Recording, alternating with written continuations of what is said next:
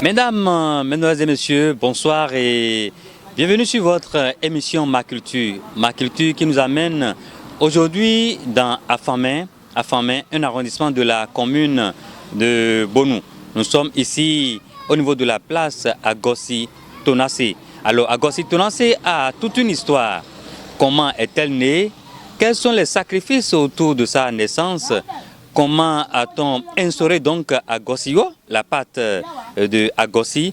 Mesdames et messieurs, restez bien câblés pour la découverte. Agossi Tonacé est la déesse de la famille Wemenu. Elle est née comme tout être humain, mais dans des conditions mystérieuses. Elle n'est pas venue au monde par voie basse ni par césarienne humaine, mais plutôt par un mystère muni des objets qui ont surpris beaucoup plus d'un. Asiaï, des melona war à dogo de nyolodi et fachobo sont des nyoleno blomo jivier et comme le soir double étant des finoué ou à notre fille ou à ton modi à dame fille tombo beau zed noton bouton et pachak betole kakabe kalekpo et roma pa et jaore bakonton bon vodun sortir dans yo à nucléaire bon tipo boadijai. Agossi Tonacé ne voulait pas tarder sur terre. Elle était venue pour une mission, celle de dénoncer l'adultérisme, le vol, des pratiques mauvaises, d'aider celles qui sont en difficulté de concevoir, de bénéficier de cette grâce et de beaucoup d'autres choses.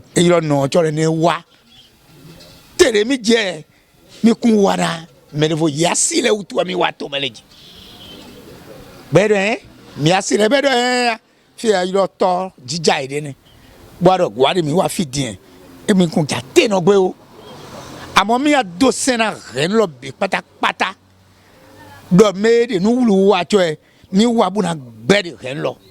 Il a fallu des sacrifices proposés par elle-même puisqu'elle parlait déjà à sa naissance et des consultations officiées par Potalaha Gotomeno, Bokonodaho des Zukunu pour que les libations soient faites par une femme Solinou ou Goulinou dont le mari est Wemenu pour qu'enfin Agossi Tonacé soit installée dans une chambre pour être vénérée comme déesse.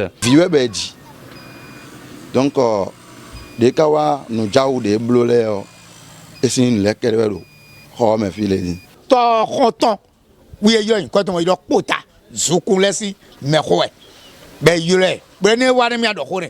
Bon, il y a maintenant le cerveau de potalo nous, ben ouais, ben moi mi a dit, le vaudou il me les filles de ben subimo, et va donner, ne ton fille, de n'a pas roué nous est bon, et d'obéir dans 50 ans là, bois zépo de rien là, pour zéta l'homme maintenant, maintenant là, bon les gens nous blâment, ouais il faut nous t'enrôler, bon mais nous rouler, aïe barré, on est mis dogo de ben, quoi c'est tout là c'est là.